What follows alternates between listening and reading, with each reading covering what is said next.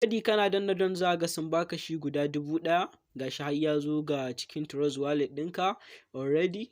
Okay.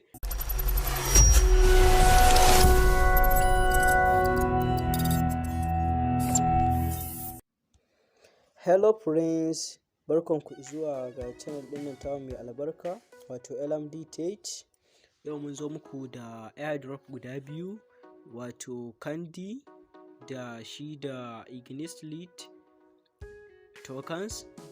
Ok, kafin mu je ga cikin shirin in ka manta ba ka danna mana subscribe ba, ka danna mana alamar subscribe, ka danna mana alamar all, kai mana likin din bidiyon mu, ta hakan ne za ku dinga samun sakonnin bidiyoyin mu da zarar mun ɗora.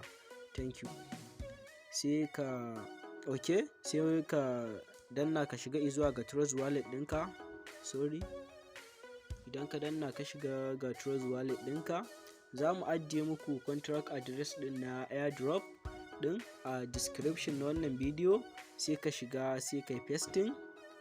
Ok, bari mu pasting ta ƙasa inda ba mu samu wata matsala ba. Sai ka shiga add customer token sai kai pasting ɗin shi kamar haka.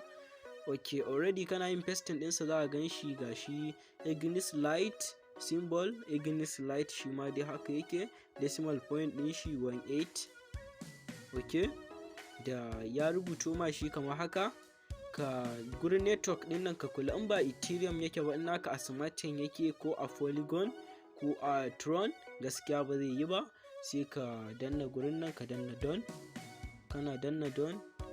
Ok, gashi already ya zo guda 276 ne, gashi already ya zo cikin trust wallet ɗinka successfully. To bari mu tafi ga na biyu, bari mu shiga cikin wannan telegram mu ma domin mu ɗauko abun da sai mu muka pasting ɗin contract address ɗin.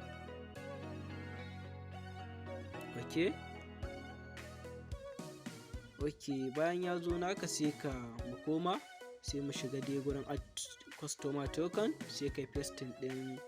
Ok, mun yi mistake gurin ɗauka.